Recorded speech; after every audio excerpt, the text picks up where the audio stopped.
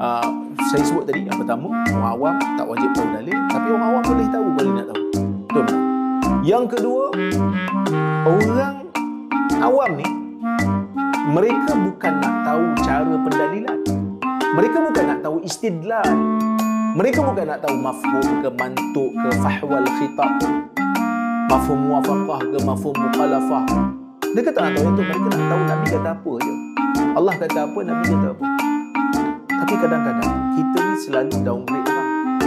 Kita ingat semua yang dengar kuliah kita ni semua geng-geng cabut belakang. Tak. Kadang-kadang ada yang lebih bijak daripada kita. Hakim, engineer, lawyer yang dulu kat sekolah pandai. Jadi kalau kita bagi tahu cara pendalilan dengan baik, mereka boleh faham pun sebenarnya. Kan? Ini perkara yang kita selalu terpandang. Kita duk ingat semua orang-orang yang dengar kuliah kita ni semua geng otak cabut. Tak. Ada yang bijak. Boleh faham. Cuba hurai. Mereka akan faham. Tapi mereka bukan nak faham cara pendalilan. Mereka nak dengar kalam Allah dan kalam Rasul.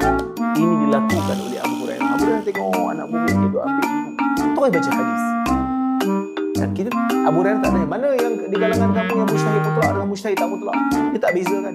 Yang mana yang bukan mujtahid mutlak tolong ke tepi. Saya nak bagi dalil ni pada mujtahid je. No. Dia bagi pada semua. Dia bagi pada semua. Semua itu wajar untuk mengenali dalil, mengetahui dalil, wajar. Walaupun tak wajib, itu wajar. Nak baca hadis apa salah? Takkan baca hadis pun jadi satu kesalahan. Jadi jangan marah-marah tuan-tuan. Jangan marah-marah ustaz-ustaz kalau orang tanya dalil. Cuma kau tak tahu, bagi tahu tak tahu. Jangan malu-malu.